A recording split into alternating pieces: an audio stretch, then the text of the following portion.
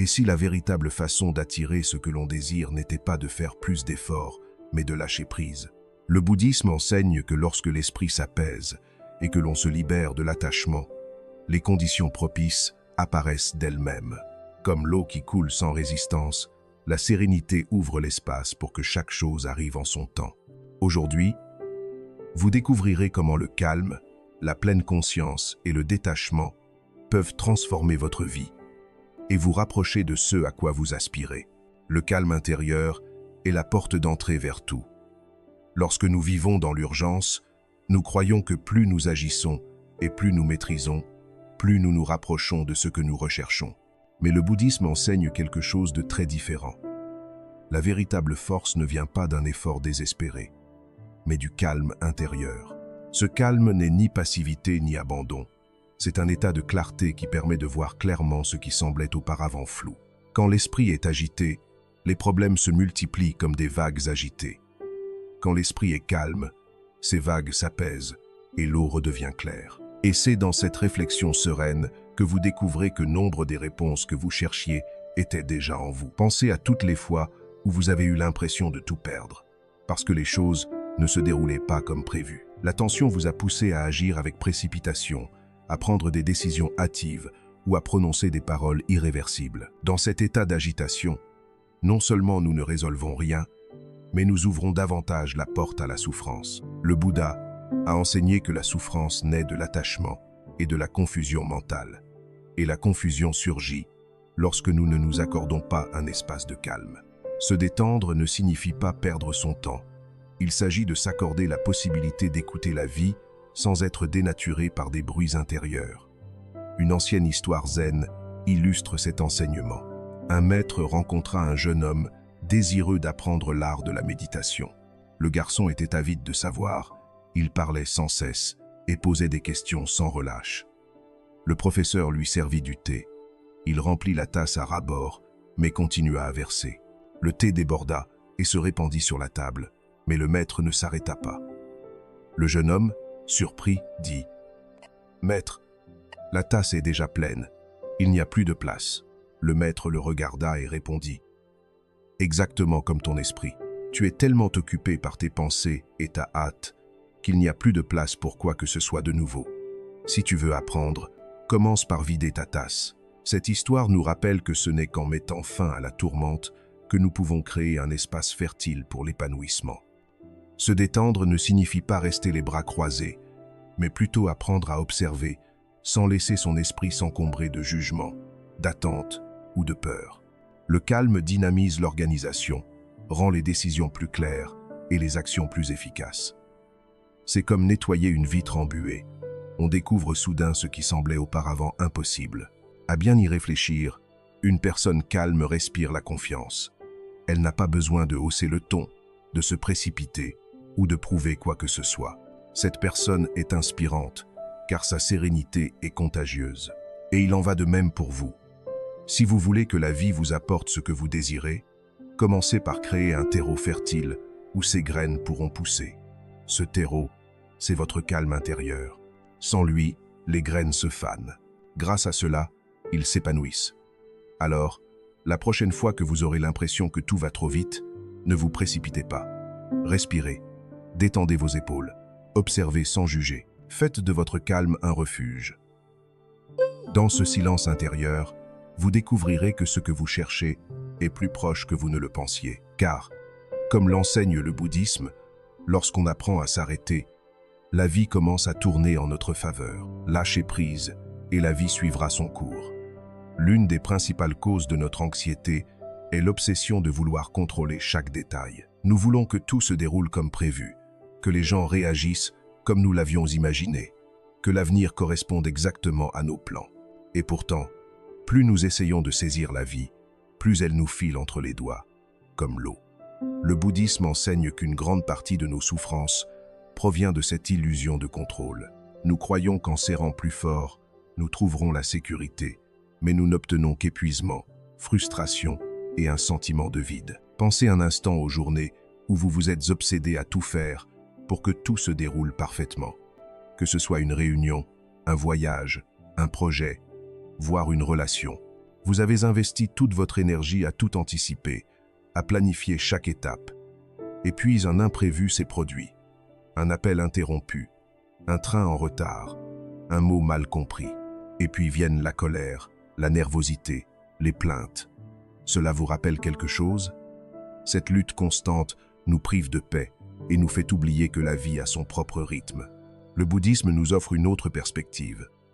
Lâcher prise n'est pas altruisme, mais confiance. Il s'agit de comprendre que, même en planifiant, il y aura toujours des choses qui échapperont à votre contrôle. Et ce n'est pas grave. Vous ne pouvez pas toujours contrôler ce qui se passe autour de vous, mais vous pouvez choisir comment réagir. Et cette réponse naît du calme. Il existe une parabole zen très claire. Un maître regardait une rivière couler le long de la montagne. L'eau rencontrait des rochers, des rondins et des méandres inattendus, mais elle ne s'arrêtait jamais. Elle ne se fâchait pas, ne luttait pas contre l'obstacle. Elle cherchait simplement un autre chemin et continuait son cours. Le maître disait à ses disciples, « Soyez comme l'eau. Si vous essayez de lutter contre chaque pierre, vous vous briserez. Mais si vous apprenez à vous laisser porter, vous trouverez toujours une issue. » Bikompanzansi. Cet enseignement peut paraître simple, mais sa mise en pratique exige une prise de conscience. Que signifie être comme l'eau au quotidien? Imaginez-vous coincé dans un embouteillage. Vous pourriez crier, taper sur le volant, maudire votre malchance. Ou vous pouvez profiter de ce moment pour écouter de la musique, contempler le ciel, être reconnaissant d'avoir une voiture pour vous conduire. La situation extérieure reste la même, mais votre expérience intérieure change radicalement. Cela implique de lâcher prise, d'accepter ce qui est et de se laisser porter par lui. Quand on cesse de lutter contre la réalité, quelque chose d'étrange se produit. De nouvelles opportunités apparaissent. L'esprit, au lieu de se focaliser sur ce qui devrait être, s'ouvre au possible. Et nous découvrons souvent que ce qui arrive, même imprévu,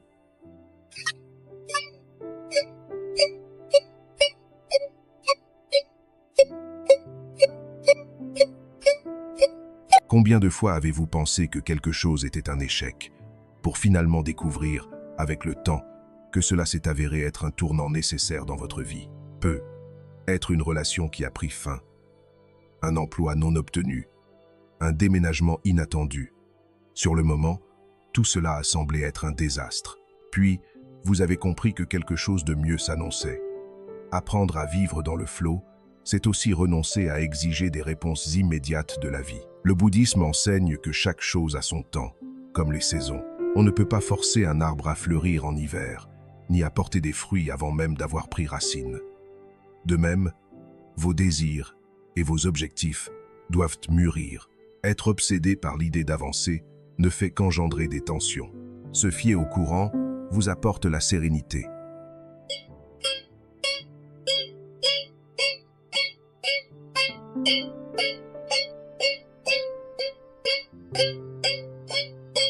La prochaine fois que vous vous surprenez à vouloir trop contrôler, faites une pause. Demandez-vous, quelle part de la situation est sous votre contrôle et quelle part ne l'est pas? Faites ce que vous pouvez contrôler, mais laissez tomber ce qui ne l'est pas. Ne vous encombrez pas de l'impossible. Laissez-vous aller à la confiance que la vie, telle une rivière, trouve toujours son chemin. En lâchant prise, vous ne perdez pas votre force, vous la multipliez, car votre énergie cesse d'être gaspillée en résistance et commence à circuler dans la bonne direction. Et vous découvrirez peu être que beaucoup de ceux que vous recherchez s'acquièrent lorsque vous cessez de vous efforcer. Avilez, car parfois, ce que vous désirez n'apparaît pas en serrant les poings, mais en ouvrant les mains. L'attachement vous prive de paix, pas de solution. Si vous regardez honnêtement, vous verrez qu'une grande partie de votre souffrance provient de l'attachement. Vous vous accrochez à une idée de ce que les choses devraient être, à une personne qui ne veut plus être là, à un résultat précis qui n'arrive jamais. L'attachement a de multiples visages. Peur de perdre, obsession de posséder, angoisse de s'accrocher. Et le plus curieux, c'est que plus on s'accroche, plus on souffre. Le bouddhisme nous enseigne que l'attachement est comme une corde qui nous retient au rivage, nous empêchant de naviguer librement sur le fleuve de la vie. Imaginez un instant que vous tenez une poignée de sable. Si vous serrez fort le poing, Les grains de sable commencent à s'échapper entre vos doigts. Mais si vous ouvrez doucement la main, le sable reste. C'est ainsi que fonctionnent beaucoup de choses dans la vie. Le désir de contrôler et de retenir les fait disparaître, tandis que la douceur, la confiance et le détachement les maintiennent naturellement. Une ancienne histoire zen illustre ce point. 2 moines marchaient sur un sentier lorsqu'ils arrivèrent à une rivière. Sur la rive se trouvait une femme qui ne pouvait pas traverser seule. L'un des moines, sans hésiter, la prit dans ses bras et la porta jusqu'à l'autre rive.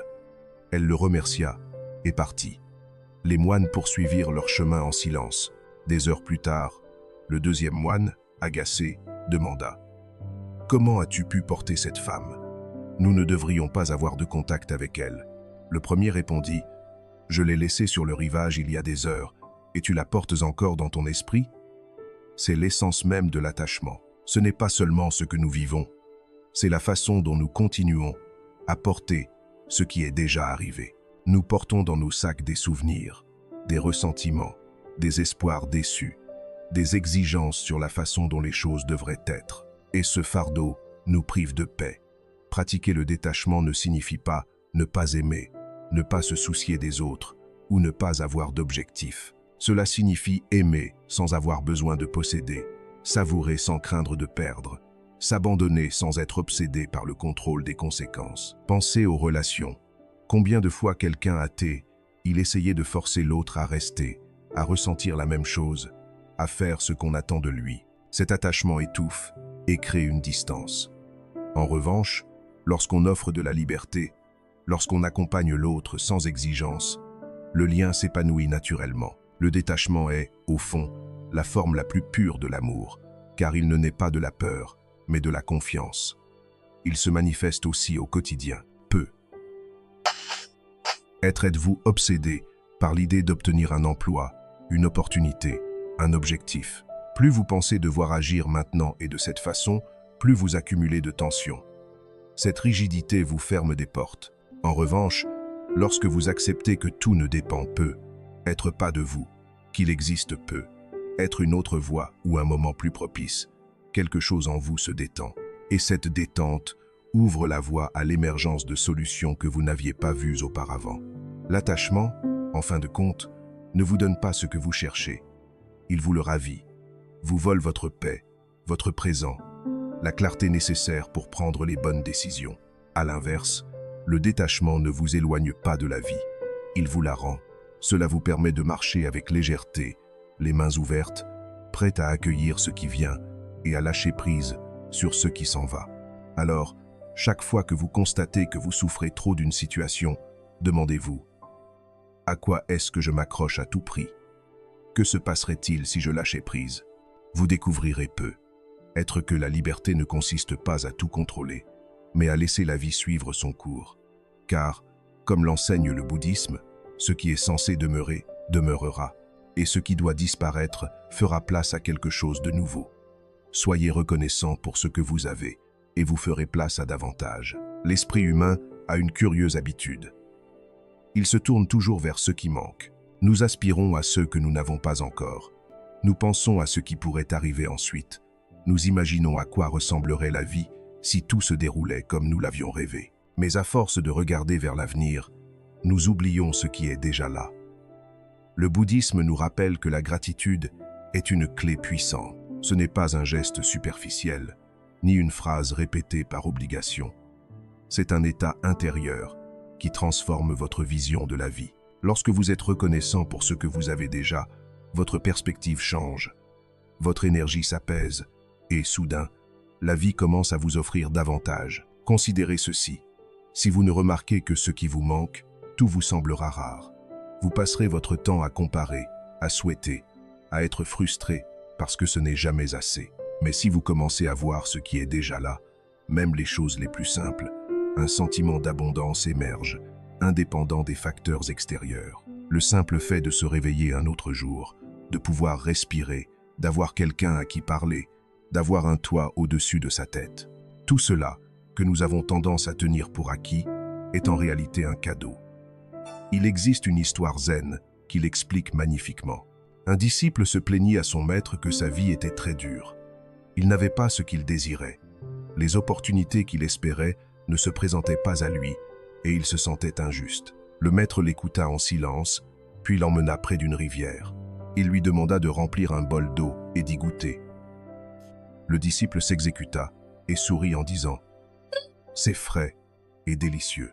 Le maître lui dit « Pendant que tu te plains de ce que tu n'as pas, l'eau continue de couler à tes côtés chaque jour, et vous ne l'appréciez jamais.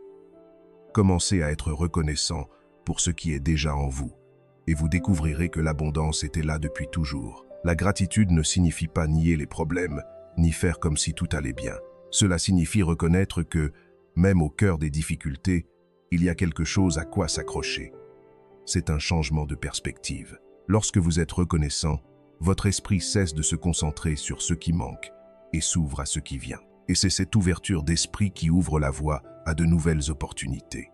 Comme si la vie vous disait « Aie confiance en ce que tu as déjà, je pourrais t'en donner davantage ». Vous pouvez commencer simplement.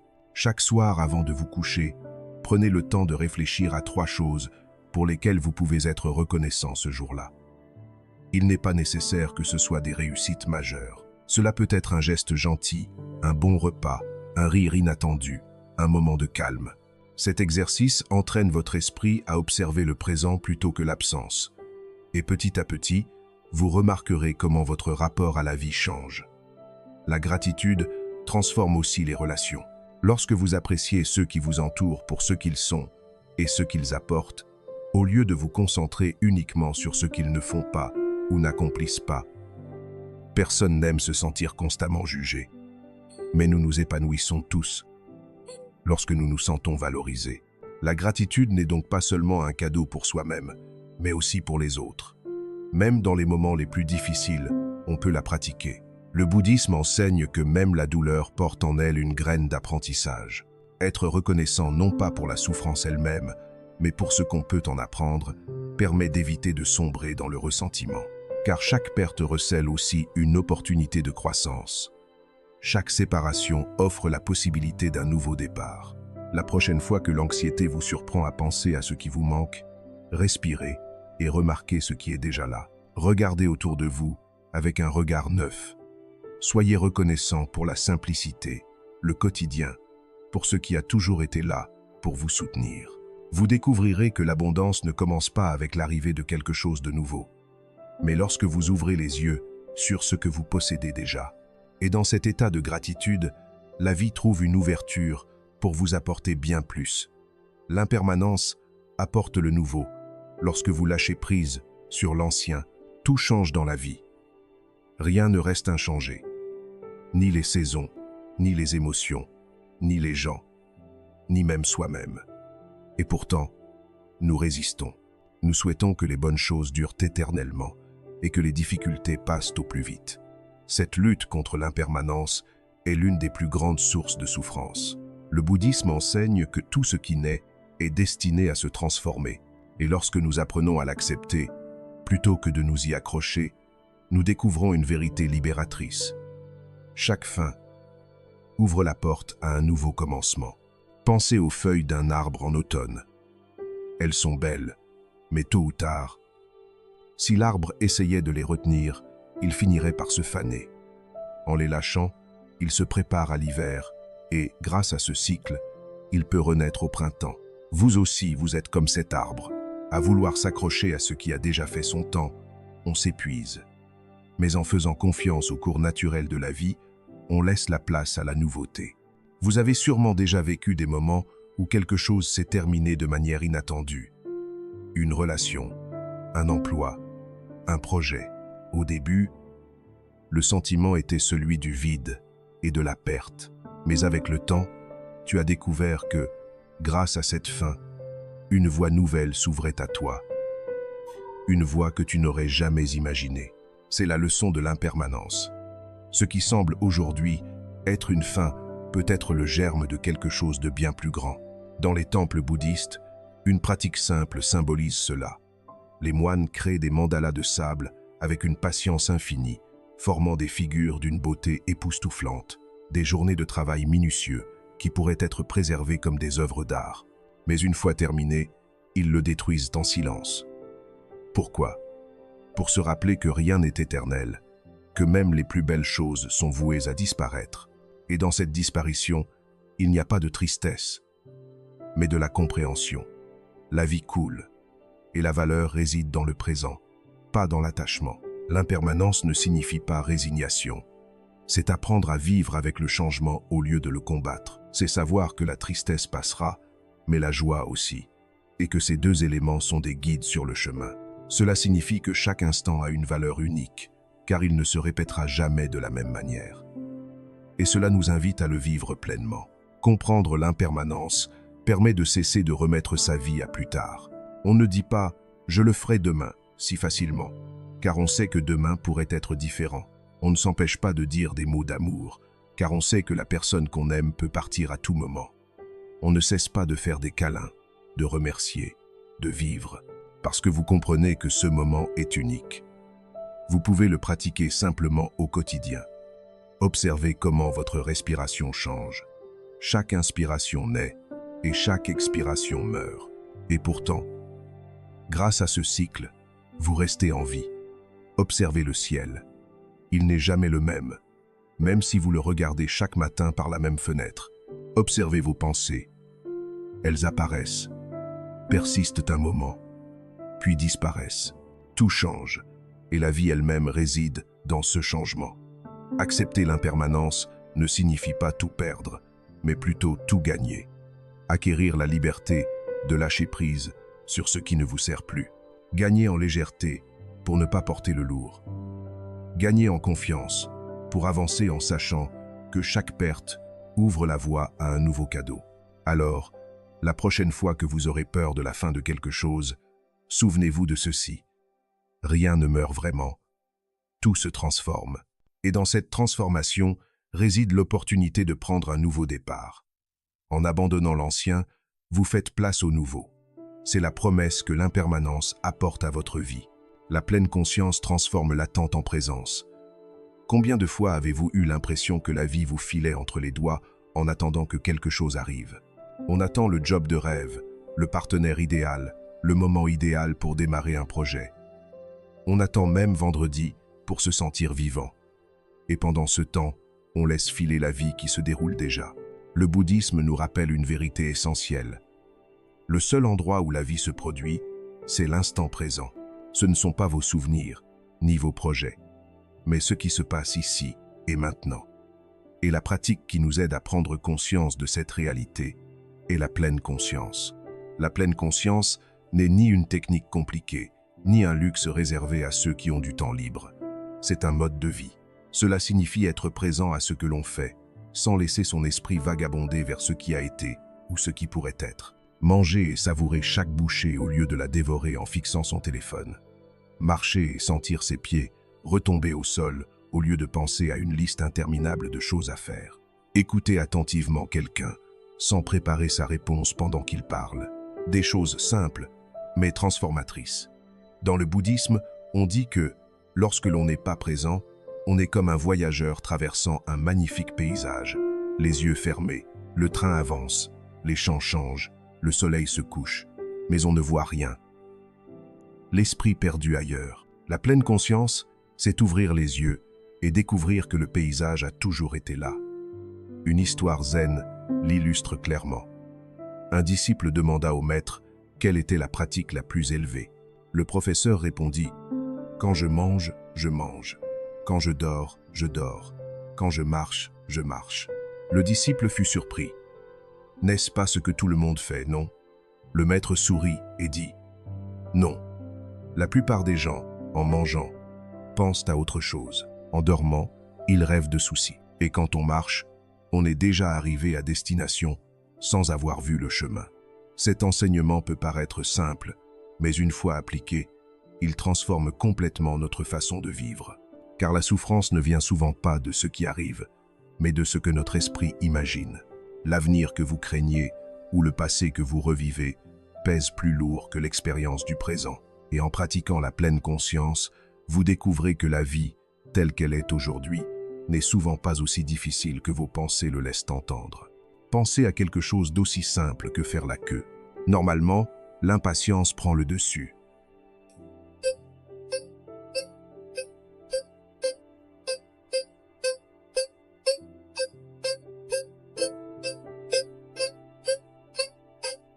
On regarde l'heure, on se plaint, on a l'impression de perdre son temps. Mais si, au contraire, on observe sa respiration, les sons qui nous entourent, les visages des gens, le moment change. On ne perd pas son temps, on vit. L'attente devient présence.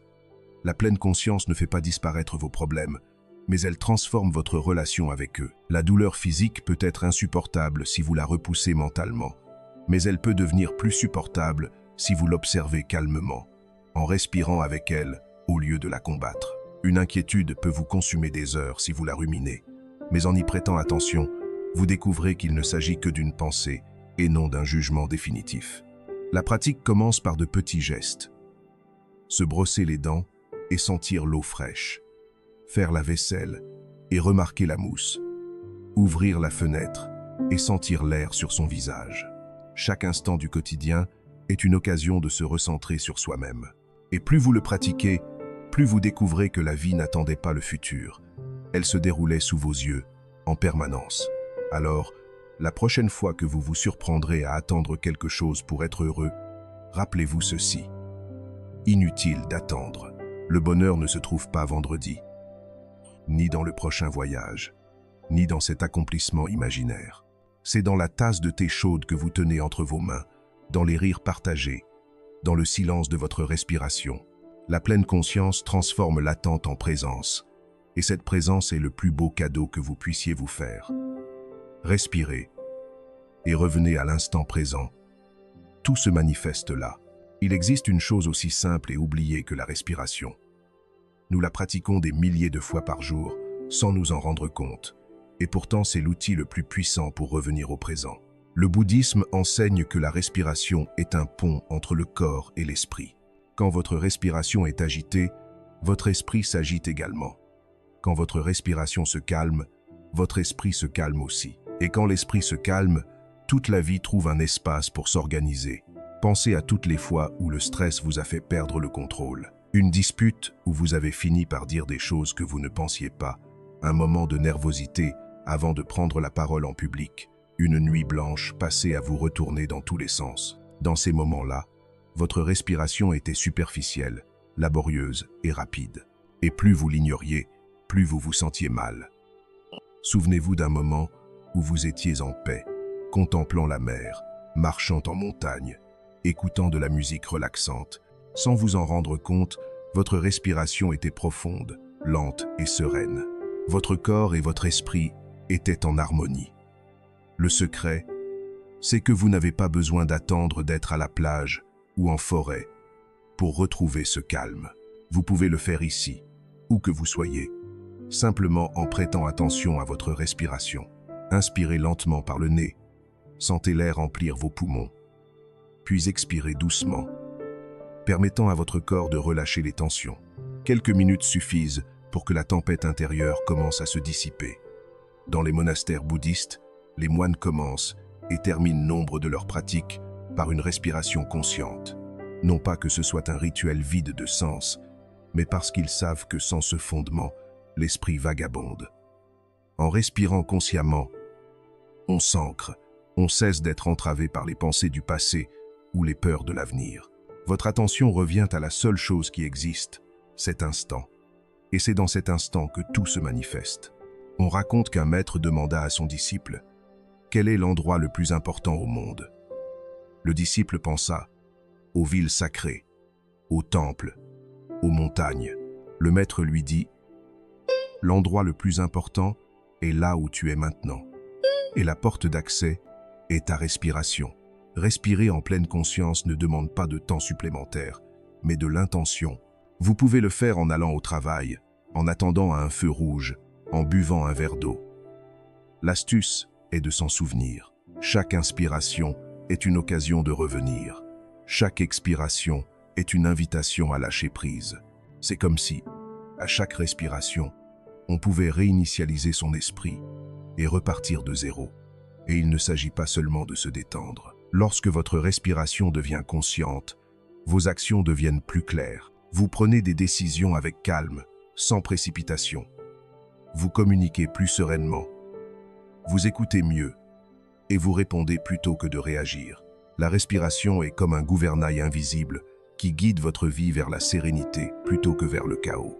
La prochaine fois que vous sentirez le stress vous envahir, ne cherchez pas de solution à l'extérieur. Faites une pause, placez une main sur votre abdomen, inspirez et sentez-le se gonfler, expirez et sentez-le se vider. Répétez cet exercice plusieurs fois, sans précipitation. Vous découvrirez que cette pratique simple a le pouvoir de transformer votre état. Ce qui semblait être un problème immense devient plus gérable. Ce qui semblait insupportable s'adoucit. Car au final, ce que nous recherchons en manifestant nos désirs, ce n'est pas de tout contrôler, mais de nous sentir en paix avec ce qui se passe. Et cette paix commence par quelque chose d'aussi simple que la respiration. Chaque fois que vous y revenez, vous revenez à vous-même. Et dans ce retour, vous découvrez que ce dont vous avez besoin est plus proche que vous ne l'imaginiez. Le silence intérieur, où la vie révèle ses réponses. Nous vivons entourés de bruit. Le bruit de la ville, des conversations, des notifications incessantes. Mais surtout, le bruit de notre propre esprit. Des pensées qui s'agitent comme des singes agités, des inquiétudes qui se répètent sans cesse, des voix intérieures qui ne cessent de parler. Au milieu de tant de bruit, il est facile de se sentir perdu. Le bouddhisme nous rappelle qu'il existe un chemin pour retrouver la clarté. Le silence intérieur. Le silence dont nous parlons n'est pas l'absence de bruits extérieurs, mais un état de calme intérieur. On peut être au cœur de l'agitation et la ressentir malgré tout. C'est le moment où l'on cesse de courir après ses pensées et où l'on commence à s'écouter véritablement. Je ne t'écoute pas avec des mots, mais avec ma présence. Dans ce silence, la vie murmure ses réponses. Beaucoup pensent que pour atteindre ce silence, il faut se retirer dans un temple perché sur une montagne. Ce n'est pas nécessaire. Vous pouvez le trouver chez vous, dans un parc, même pendant une pause au travail. Le secret, c'est de s'arrêter. Fermez les yeux, relâchez la tension et laissez tout ce qui vous vient à l'esprit s'évanouir comme des nuages dans le ciel. Au début, cela peut être inconfortable, car nous avons l'habitude de fuir le silence. Mais si vous le maintenez quelques instants de plus, vous découvrirez que c'est un refuge. Il existe une histoire zen qui l'explique bien. Un disciple demanda à son maître « Que puis-je faire pour trouver la vérité ?» Le maître l'emmena près d'un lac calme et lui dit « Regarde ton reflet. » Le disciple se pencha, mais l'eau était agitée et il ne voyait rien. Le maître attendit quelques minutes en silence. L'eau se calma, puis le reflet devint clair. « C'est ton esprit, » dit le maître. « Tant qu'il y aura du bruit, vous ne verrez rien. »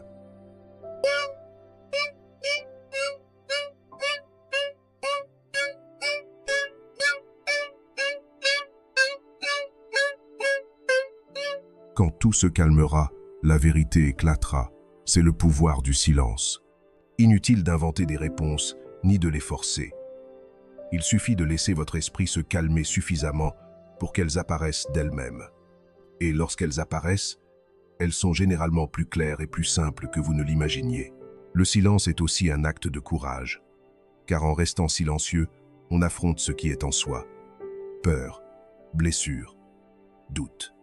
C'est pourquoi beaucoup l'évitent. Ils préfèrent remplir chaque instant de bruit extérieur plutôt que d'être seuls avec eux-mêmes.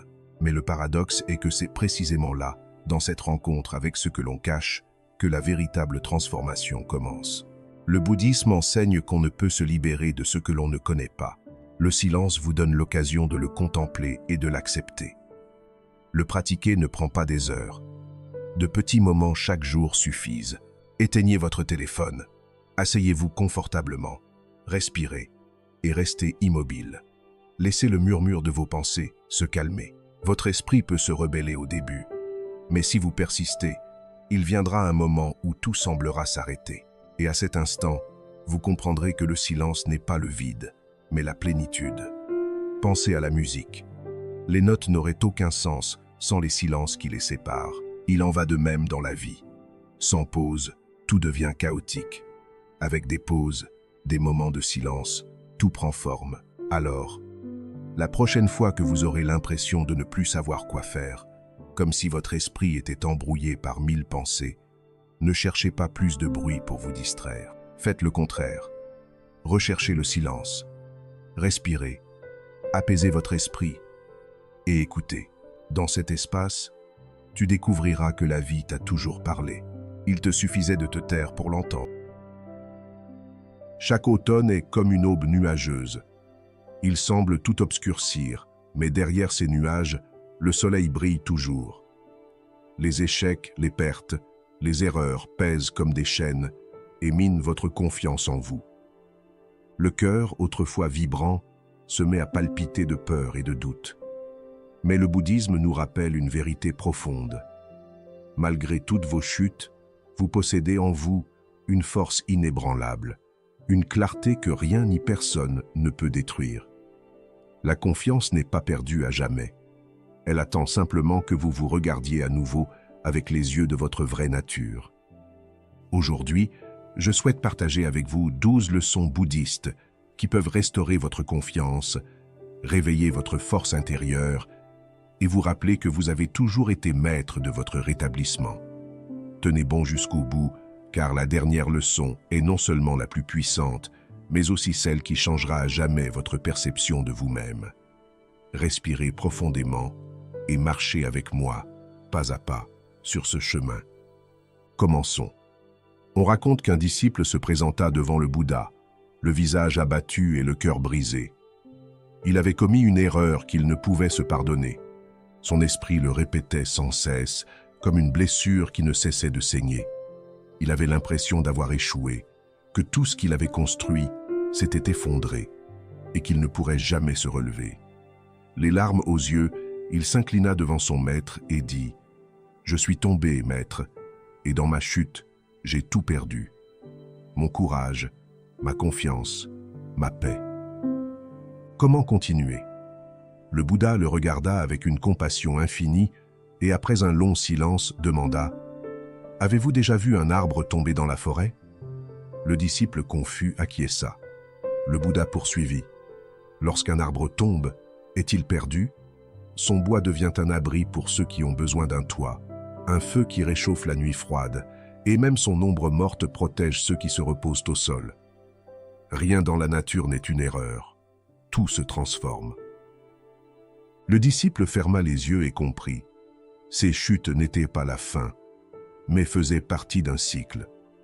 Tout comme un arbre tombé ne perd jamais sa valeur, lui non plus ne l'avait pas perdu. Il comprit que la confiance en soi ne se retrouve pas en faisant semblant de n'être jamais tombé, mais en reconnaissant que chaque chute peut se transformer en sagesse, force et clarté. À partir de ce jour, le disciple cessa de considérer ses erreurs comme des chaînes et commença à les considérer comme des leçons. Il découvrit que la véritable confiance ne naît pas de la perfection, mais du courage de se relever encore et encore. Arrêtez-vous, respirez profondément et pensez à l'histoire de l'arbre tombé. Combien de fois dans votre vie vous êtes-vous senti comme ce disciple? Combien de fois avez-vous cru qu'une erreur, une perte ou une chute marquait la fin du chemin? La dépression, la culpabilité ou le manque de confiance nous laissent penser que notre chute nous invalide, que notre identité est brisée à jamais. Mais la vérité est tout autre. Rien dans la nature n'est une erreur. Tout se transforme. Un arbre tombé a encore de la valeur. Il devient ombre, bois de chauffage, abri. Et ne perdez pas courage pour avoir chuté.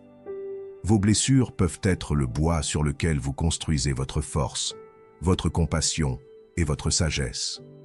Demandez-vous, et si vos chutes n'étaient pas une fin, mais un début? Et si chaque erreur était le terreau fertile où naît votre nouvelle confiance? Souvenez-vous, ce qui vous fait mal aujourd'hui peut devenir la racine de votre plus grand éveil demain. Et pour vous guider dans ce processus, le bouddhisme nous propose 12 leçons, telles des lampes dans l'obscurité. Chacune est conçue pour vous aider à vous relever et à retrouver confiance. 1. Acceptez votre imperfection. Dès notre plus jeune âge, on nous apprend à rechercher la perfection. La note parfaite, la décision parfaite, la vie parfaite. Nous grandissons en croyant que seule l'absence d'erreur nous donne le sentiment d'être précieux. Mais c'est une illusion qui ne crée que souffrance. Le bouddhisme nous rappelle que tout être humain est incomplet, et que cette incomplétude n'est pas un défaut, mais l'essence même de notre nature. Tout comme un pot cassé peut être transformé en œuvre d'art grâce au kintsugi, vos fissures ne sont pas une preuve d'échec. Ce sont des traces de votre histoire, des cicatrices qui vous rappellent que vous avez vécu, appris et enduré. 2. Accepter son imperfection ne signifie pas se contenter de rien. Cela signifie se libérer du fardeau impossible de vouloir être parfait. Lorsque vous vous autorisez à être humain, à faire des erreurs, à tomber, à apprendre, une confiance plus authentique naît.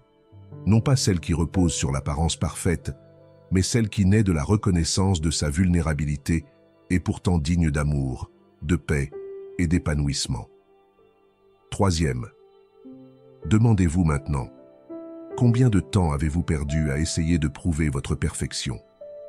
Et surtout, comment votre vie changerait-elle si vous osiez vous regarder avec tendresse et dire « Je n'ai pas besoin d'être parfait pour avoir confiance en moi. Je suis suffisant tel que je suis ». La véritable confiance ne naît pas en éliminant ses imperfections, mais en les acceptant comme faisant partie de sa vérité. 2. Souvenez-vous de l'impermanence. Lorsque la tristesse ou l'échec frappe, l'esprit nous convainc souvent que cet état durera toujours. Nous croyons que la douleur ne cessera jamais, que l'obscurité sera permanente, que ce que nous avons perdu ne pourra jamais être transformé. Mais le bouddhisme nous enseigne une vérité qui imprègne toute existence. Rien ne reste pareil, tout change, tout coule. Observez la nature. L'hiver le plus froid cède toujours la place au printemps. La nuit la plus sombre se termine toujours à l'aube. La tempête la plus violente laisse toujours place au calme. Pourquoi devriez-vous faire exception? Vous aussi, vous faites partie de ce même cycle, et la loi de l'impermanence vit en vous. La douleur que vous ressentez aujourd'hui n'est pas une condamnation, c'est simplement un visiteur. L'échec qui semble aujourd'hui insurmontable deviendra, avec le temps, une expérience et un apprentissage. Même les émotions les plus intenses, qu'il s'agisse de tristesse, de peur ou de doute, émergent, grandissent et finissent par se dissiper. Demandez-vous, combien de fois dans votre vie avez-vous cru que quelque chose était définitif, pour finalement découvrir avec le temps que cela avait changé, que vous-même aviez changé? Se souvenir de l'impermanence ne signifie pas nier la douleur, mais plutôt lui donner sa juste mesure. Cela vous rappelle que vous n'êtes pas votre tristesse, que vous n'êtes pas votre chute, que ce qui vous opprime aujourd'hui n'a pas le pouvoir de durer éternellement. Et c'est là que réside l'espoir. Si tout change, vous pouvez changer aussi.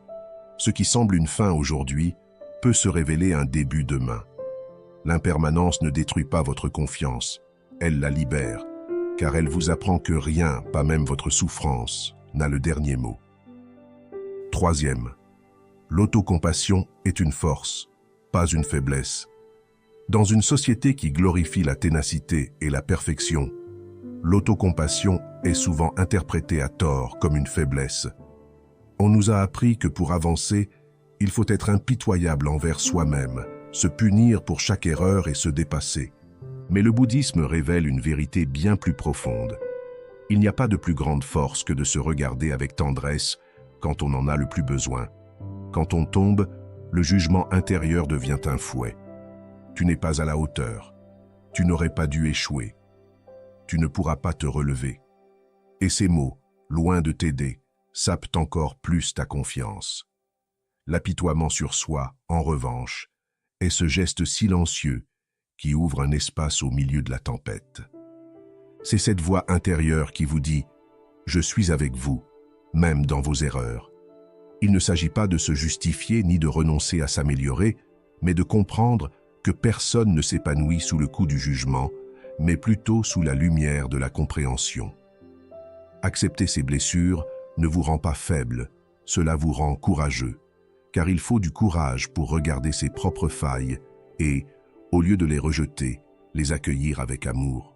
Demandez-vous, comment votre vie changerait-elle si, au lieu de vous culpabiliser à chaque chute, vous tendiez la main pour vous relever? Souvenez-vous, ce qui vous donne de la force, ce n'est pas d'exiger la perfection, mais de vous accompagner avec patience. Le jugement peut vous pousser à avancer par peur, mais l'autocompassion vous pousse à avancer par amour. Et ce progrès, même s'il semble plus lent, est le seul qui guérisse vraiment, car il naît d'un cœur réconcilié avec lui-même. L'autocompassion n'est pas une faiblesse, c'est le courage de rester seul, même dans les pires moments. Et ce courage est le fondement le plus solide sur lequel votre confiance peut renaître. 4e, ayez confiance dans les petites choses. Lorsque nous sentons perdre confiance en nous-mêmes, nous imaginons souvent que seule une grande réussite, un changement radical ou un triomphe spectaculaire peuvent nous redonner des forces. Mais le bouddhisme nous rappelle que la véritable transformation ne commence jamais par le grandiose, mais par le petit, l'humble, le quotidien. Un seul pas peut paraître insignifiant, mais c'est lui qui ouvre la voie. Une simple respiration consciente semble insignifiante, mais à cet instant, le cœur retrouve son calme et l'esprit retrouve la clarté. Un simple geste de gentillesse, un sourire, un mot gentil, une main tendue, peut raviver l'étincelle de confiance qui semblait éteinte. L'erreur est de négliger les petites choses. Nous voulons progresser à grands pas et nous sommes frustrés lorsque nous n'y parvenons pas, oubliant que tout ce qui est solide dans la vie s'est construit par de petits gestes constants. Le chêne le plus robuste est né d'une graine à peine visible. La rivière qui ouvre les montagnes est née d'une goutte d'eau. Demandez-vous, quel petit geste pouvez-vous poser aujourd'hui pour vous rappeler que vous continuez d'avancer, même si vous ne voyez pas encore l'horizon? Faire confiance aux petites choses, c'est apprendre à considérer chaque pas comme une victoire. Car chaque respiration consciente est un retour à soi. Chaque décision de se relever, même lentement, est un acte de courage. Chaque acte de bonté envers soi-même ou envers les autres est une graine qui fortifie votre esprit. Nul besoin d'attendre un grand moment pour retrouver confiance en vous. La confiance ne se construit pas par des actes héroïques, mais par des pas humbles accomplis chaque jour. Et ces pas, une fois accumulés, finissent par devenir le chemin solide sur lequel votre vie se reconstruit. 5. Les erreurs ne vous définissent pas. Nous avons tous commis des erreurs au cours de notre vie. Certaines sont petites, d'autres si grandes qu'elles semblent nous marquer à jamais. L'esprit, dans ces moments les plus sombres, s'obstine à transformer ces erreurs en étiquettes. Je suis un raté, je suis faible, je ne suis pas assez bon. Et à chaque répétition, ces mots deviennent des chaînes invisibles qui étouffent notre confiance. Mais le bouddhisme nous rappelle quelque chose d'essentiel. Vos échecs ne sont pas votre identité. L'erreur est un événement, pas une condamnation. C'est un chapitre, pas le livre entier. C'est un nuage passager dans le ciel de votre conscience, pas le ciel lui-même.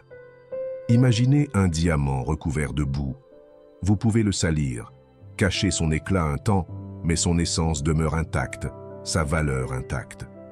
De même, votre nature profonde, votre clarté, votre capacité à aimer et à vous relever ne disparaissent jamais, même après de nombreuses chutes. Demandez-vous, que se passerait-il si, au lieu de me définir par mes erreurs, je les considérais comme des maîtres venus me montrer un autre chemin? Vos erreurs ne sont pas des signes d'inutilité. Elles vous rappellent que vous apprenez. Chaque chute apporte son lot de leçons. L'humilité de reconnaître ses limites, la sagesse de mieux choisir la prochaine fois, la force de se relever avec une conscience plus profonde, l'essence de qui vous êtes. Votre lumière intérieure, votre nature pure, ne peuvent jamais être détruites par l'échec. Lorsque vous comprendrez cela, vous cesserez de vivre dans la peur de faire des erreurs et commencerez à avancer avec la certitude que même vos faux pas contribuent à votre éveil. N'oubliez pas que l'échec ne vous définit pas. Ce qui vous définit, c'est le courage de vous relever et d'avancer. 6. pratiquez la pleine conscience. Sans entraînement, l'esprit se comporte comme un voyageur insatiable. Il se précipite vers le passé, revivant culpabilité et souffrance, ou se projette dans le futur, imaginant des peurs et des scénarios encore inexistants. Dans ce va-et-vient incessant, nous perdons de vue le seul lieu où la vie existe véritablement, le présent. Le bouddhisme nous enseigne que la pleine conscience, sati, est la clé qui nous ramène au présent. Être présent ne signifie pas nier ce qui s'est passé ou ignorer ce qui adviendra, mais plutôt apprendre à vivre pleinement l'instant présent. En pratiquant la pleine conscience, vous découvrez que la simplicité de la respiration consciente ouvre un univers de calme et de clarté. Respirez, sentez l'air entrer et sortir. L'espace d'un instant, vous n'êtes plus votre passé ni vos peurs futures. Vous êtes cet instant vivant, complet en soi. Demandez-vous, combien de fois vous êtes-vous puni pour une erreur déjà commise ou paralysé par une peur qui ne s'est jamais produite? La pleine conscience coupe ces chaînes invisibles. Cela vous rappelle que la douleur du passé n'a plus de pouvoir ici et maintenant, et que l'avenir n'est pas encore arrivé. Dans le présent, la souffrance cesse d'être infinie et devient quelque chose que vous pouvez supporter à chaque instant, souffle après souffle. La pratique de l'ici et maintenant est un refuge. Quand votre esprit vagabonde, le présent vous offre un phare, et plus vous apprenez à y revenir, plus il devient facile de reprendre confiance en vous, car vous cessez d'être prisonnier de ce que vous étiez ou de ce que vous craignez d'être. Et vous commencez à habiter ce que vous êtes. N'oubliez pas que la pleine conscience n'est pas seulement une technique, c'est un éveil.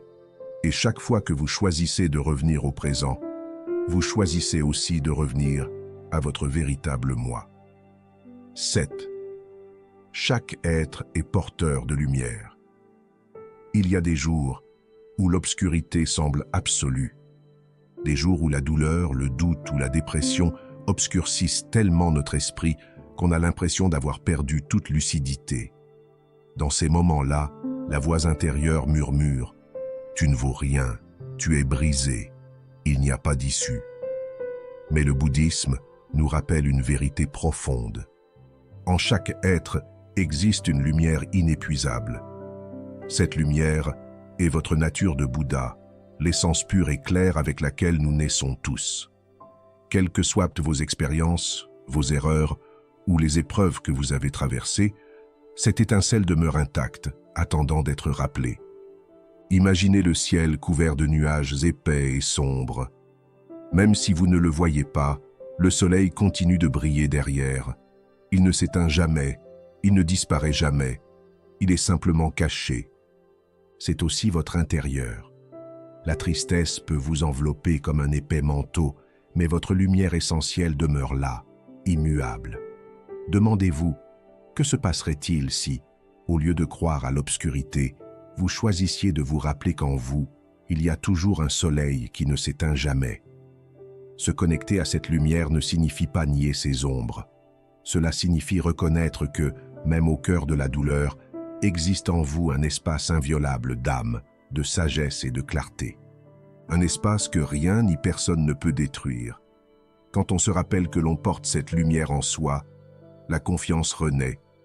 On ne se voit plus comme quelqu'un de brisé, mais comme quelqu'un temporairement enveloppé de nuages. Et ce changement de perspective transforme tout, du découragement à l'espoir, du doute à la certitude, de l'obscurité à l'éveil. Souvenez-vous, nul besoin de fabriquer la lumière, car vous êtes déjà lumière. Votre seule tâche est de vous rappeler, encore et encore, que même dans vos nuits les plus sombres, cette clarté vit toujours en vous, prête à vous guider vers l'éveil. 8. Changez votre voix intérieure. L'esprit est comme un jardin. Chaque mot que vous y semez pousse. Si les graines sont dures et cruelles, des épines pousseront et ébranleront votre confiance. Si les graines sont douces et compatissantes, des racines de force et de clarté fleuriront. Souvent, l'ennemi le plus redoutable n'est pas extérieur, mais dans votre voix intérieure. cette voix qui se répète inlassablement. Tu ne peux pas, tu n'es bon à rien, tu échoues toujours. Et chaque fois que tu l'entends, ta confiance s'effrite un peu plus. Mais le bouddhisme nous invite à cultiver une autre façon de nous parler à nous-mêmes, avec la même tendresse avec laquelle on prend soin d'un enfant, avec la même compassion avec laquelle on embrasse quelqu'un qu'on aime. Demandez-vous, diriez-vous à un être cher la même chose que vous vous répétez dans vos moments de faiblesse? Se parler avec tendresse ne signifie pas ignorer ses erreurs, mais plutôt les soutenir. Cela signifie pouvoir dire « J'ai échoué, mais je suis toujours digne. J'ai peur, mais je continue. Je suis tombé, mais j'ai la force de me relever. » Quand on change de voix, quelque chose de profond se produit. Le doute cesse de dominer l'esprit et se transforme en confiance.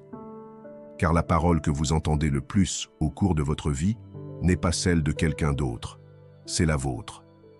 Et si votre voix intérieure devient un refuge d'amour, rien d'extérieur ne pourra vous abattre aussi facilement. N'oubliez pas, la façon dont vous vous parlez à vous-même est la façon dont vous apprenez à votre âme à vivre. Semez la tendresse dans votre dialogue intérieur et vous verrez comment, petit à petit, la sécurité et la confiance refleurissent. Vous n'êtes pas votre critique le plus sévère. Vous êtes votre meilleur compagnon, votre propre professeur, votre plus proche allié. Et quand la voix intérieure change, le monde entier change avec vous. 9. La souffrance est un enseignant. L'instinct naturel de l'esprit est de fuir la douleur. Nous lui résistons, nous la rejetons, nous la qualifions d'ennemie. Mais le bouddhisme nous enseigne quelque chose qui peut paraître déconcertant au premier abord. La souffrance, observée avec conscience, n'est pas une punition, mais un enseignement. Pensez à vos expériences les plus difficiles. N'étaient-ils pas ceux qui vous ont le plus transformé? Un échec vous a peut-être appris l'humilité. Une perte vous a révélé la valeur de ce que vous aimez. Une blessure vous a montré l'importance de prendre soin de vous. La douleur, aussi dure et amère soit-elle, apporte souvent des leçons qu'aucune joie ne saurait jamais apporter. La souffrance ouvre des fissures dans le cœur, et ces fissures ne sont pas des signes de faiblesse. Ce sont des fenêtres par lesquelles la lumière peut entrer. Rumi disait que la blessure est le lieu où la lumière pénètre. Dans chaque larme se cache une leçon. Dans chaque larme, une graine de sagesse qui, avec le temps, peut s'épanouir en clarté et compassion. Demandez-vous quel enseignement profond ma douleur m'apporte aujourd'hui, que je n'ai peut-être pas encore voulu approfondir. Quand on cesse de lutter contre la souffrance et qu'on l'écoute, elle commence à se transformer. Ce qui semblait autrefois un mur devient un pont. Ce qui semblait autrefois un fardeau devient un guide. Ce qui semblait autrefois une fin devient le début d'une nouvelle compréhension. Il ne s'agit pas de romancer la douleur, mais plutôt de reconnaître son pouvoir transformateur. La souffrance, aussi difficile soit-elle, peut devenir la source de votre plus grande force, de votre confiance retrouvée et de votre plus profond éveil. N'oubliez pas que ce n'est pas l'absence de souffrance qui nous libère, mais le fait d'en tirer des leçons jusqu'à ce qu'elles deviennent un chemin. 10. Entourez-vous de bons compagnons. Personne ne parcourt ce chemin complètement seul. Même les moines, qui se retirent dans le silence des montagnes, font partie d'une communauté, la Sangha. Le bouddhisme enseigne que la Sangha est l'un des 3 trésors, car elle représente quelque chose de vital. Quand le cœur faiblit, une compagnie sage le soutient. Quand la confiance est fragile, le soutien des autres devient un pont. La dépression et le doute ont un poison commun, l'isolement. L'esprit vous murmure que vous ne valez rien, que vous êtes une nuisance, que personne ne vous comprendra. Et petit à petit, il érige des murs qui vous séparent du monde. Mais cette solitude n'est pas une forteresse, c'est une prison. S'entourer d'âmes bienveillantes, qui vous écoutent sans vous juger, qui vous rappellent qui vous êtes quand vous l'oubliez, c'est une guérison spirituelle. Un bon compagnon ne vous décharge pas du poids de la vie, mais vous accompagne. Il ne dissipe pas vos ténèbres, mais il allume avec vous une lampe pour vous éviter de trébucher. Et parfois, sa simple présence suffit à vous rappeler que vous n'êtes pas perdu. Demandez-vous, qui choisissez-vous d'avoir à vos côtés dans vos moments de faiblesse? S'agit-il de voix qui nourrissent votre peur ou qui renforcent votre confiance? Entourez-vous de personnes qui vibrent de compassion, qui cheminent aussi en quête, qui savent entretenir le silence et le rire avec la même tendresse. Car se faire confiance ne signifie pas toujours tout faire seul. Cela signifie aussi reconnaître que l'union fait la force et que cheminer ensemble peut être un acte de sagesse. N'oubliez pas, ne marchez pas seul par peur. Trouvez votre sangha, votre cercle de lumière, et laissez-le vous soutenir. Même en cas de chute, des mains seront toujours prêtes à vous relever. Cultivez la gratitude chaque jour. Quand l'esprit perd confiance, il devient obsédé par ce qui manque. Ce que vous n'avez pas accompli, ce que vous avez perdu, ce qui a mal tourné. Cette perspective étriquée alimente le manque et anéantit l'espoir. Mais le bouddhisme nous enseigne un puissant antidote, la gratitude. La gratitude n'est pas un simple merci, c'est une façon d'ouvrir les yeux sur le miracle de ce qui est déjà là. C'est reconnaître que, même au cœur de la tempête, il y a quelque chose qui vous soutient. L'air que vous respirez, le battement de cœur qui ne s'arrête jamais, la nourriture qui nourrit votre corps, la main qui vous a tenu autrefois, l'opportunité de vous éveiller à un nouveau jour. Quand vous semez la gratitude, votre cœur s'élargit. Vous cessez de ne voir que le vide et commencez à percevoir la plénitude qui habite déjà votre chemin. Et cette vision vous redonne confiance, car vous comprenez que vous ne partez pas de rien. Des réussites, des leçons apprises et des bénédictions font déjà partie de vous. Demandez-vous, que se passerait-il si chaque matin, avant de vous lever, vous nommiez 3 choses pour lesquelles vous devez être reconnaissant? Comment votre journée changerait-elle si elle commençait par cette graine lumineuse? La gratitude est une lampe qui illumine le doute. Cela nous rappelle que même si l'on a l'impression d'avoir perdu quelque chose, il reste tant à chérir, tant à honorer, tant de raisons d'être reconnaissant. N'oubliez pas que ce pourquoi vous êtes reconnaissant fleurit. Chaque graine de gratitude semée ouvre la voie à davantage de confiance, d'abondance et de paix.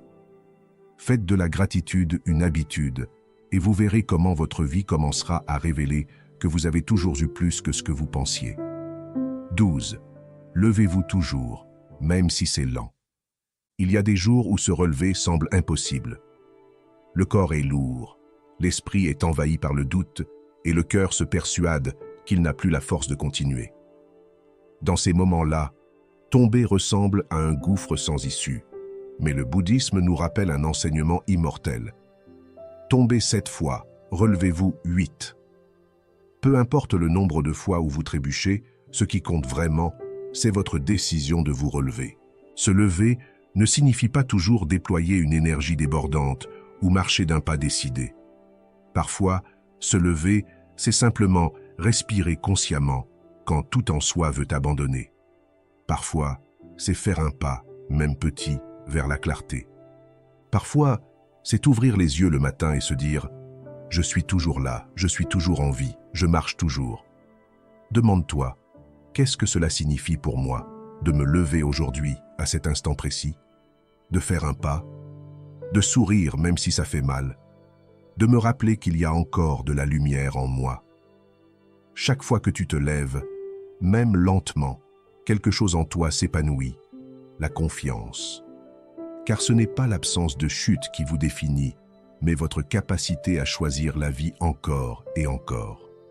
Souvenez-vous-en, votre valeur ne réside pas dans la perfection de votre démarche, mais dans le courage de vous relever, même lorsque vos genoux tremblent. La confiance n'est pas un état figé, c'est une flamme qui se rallume chaque fois que vous décidez de persévérer.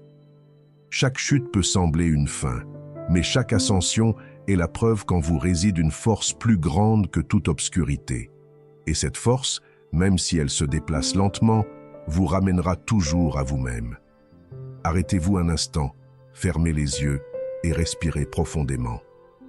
Laissez les mots que vous avez entendus s'installer dans votre cœur comme des graines dans un sol fertile. Réfléchissez-y. Parmi ces 12 leçons, laquelle a le plus profondément touché votre âme aujourd'hui? Dans quel domaine de votre vie avez-vous besoin de vous rappeler qu'une chute n'est pas une fin, mais la porte d'une nouvelle transformation? Respirez. Sentez comment, à chaque inspiration, vous gagnez en clarté et à chaque expiration, vous libérez le poids du doute. Imaginez que l'un de ces enseignements s'illumine en vous comme une lampe qui ne s'éteint jamais. Laissez au moins une de ces vérités rester gravée dans votre cœur. Vous n'en avez pas besoin de toutes à la fois. Une seule, choisie consciemment, suffit à transformer votre chemin. Car chaque fois que vous vous souvenez d'un enseignement et que vous le mettez en pratique, vous vous rapprochez de l'éveil, de la confiance en vous-même. Fermez doucement les yeux, respirez profondément et répétez avec moi, silencieusement ou doucement, en laissant chaque mot pénétrer votre être profond, comme un écho de vérité. J'accepte mon imperfection. Dans mes fissures, ma force s'épanouit. La douleur n'est pas éternelle. Tout change, et moi aussi. Je m'accepte avec compassion. Je mérite l'amour et la paix. Chaque pas, aussi petit soit-il, me redonne confiance. Mes erreurs ne me définissent pas. Je suis plus grand que mes échecs. Dans le présent, je trouve le calme. Dans l'instant présent, je trouve la clarté. Ma lumière intérieure ne s'éteint jamais. Même dans l'obscurité, je continue de briller. Je choisis de me parler avec tendresse, car ma voix peut me guérir. La souffrance m'enseigne et me transforme en sagesse. Je m'entoure d'âmes édifiantes. Je ne marche jamais seul. Je suis reconnaissante de qui je suis, de ce que j'ai et de ce que je marche. Je tombe, mais je me relève toujours. Une force invincible m'habite. Que ces affirmations soient comme des mantras qui s'inscrivent dans votre esprit et s'enflamment dans votre cœur. Chacune est une torche allumée qui vous rappelle que la confiance n'est pas extérieure à vous. Elle est intérieure, attendant d'être reconnue. Chaque matin, avant de commencer votre journée, trouvez un endroit calme où vous pouvez être avec vous-même. Asseyez-vous tranquillement. Placez une main sur votre cœur et l'autre sur votre abdomen. Prenez 3 respirations profondes. À chaque inspiration, imaginez que vous captez la lumière. À chaque expiration, sentez-vous lâcher prise sur vos doutes et vos peurs.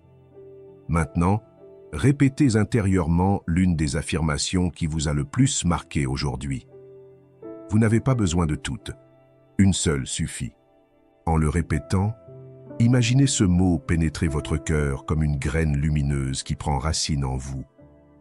Restez dans cet état quelques minutes, visualisant comment cette graine se développe, vous emplissant de confiance, de paix et de clarté.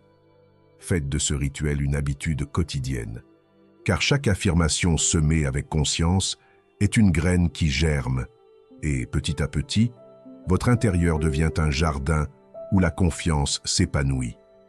N'oubliez pas que la confiance n'est pas quelque chose que l'on peut vous donner. C'est une flamme qui a toujours été en vous, attendant d'être ravivée chaque fois que vous choisissez de vous élever. Vos blessures ne diminuent pas votre valeur, elles vous rappellent que vous êtes humain. Et dans le bouddhisme, l'humanité n'est pas un obstacle, elle est le chemin vers le sacré. J'aimerais beaucoup que vous me parliez dans les commentaires. Laquelle de ces 12 leçons vous a le plus touché à ce moment précis de votre vie? Si ces mots vous ont touché, je vous invite, en toute liberté et gratitude, à poursuivre ce chemin avec moi. Nous ne venons pas ici pour fuir l'obscurité. Ici, nous apprenons à la transformer en clarté, en confiance et en éveil. Que chaque pas, aussi petit soit-il, soit un rappel de votre force et la preuve vivante que votre lumière ne s'est jamais éteinte. À bientôt pour la prochaine vidéo. Un câlin de lumière.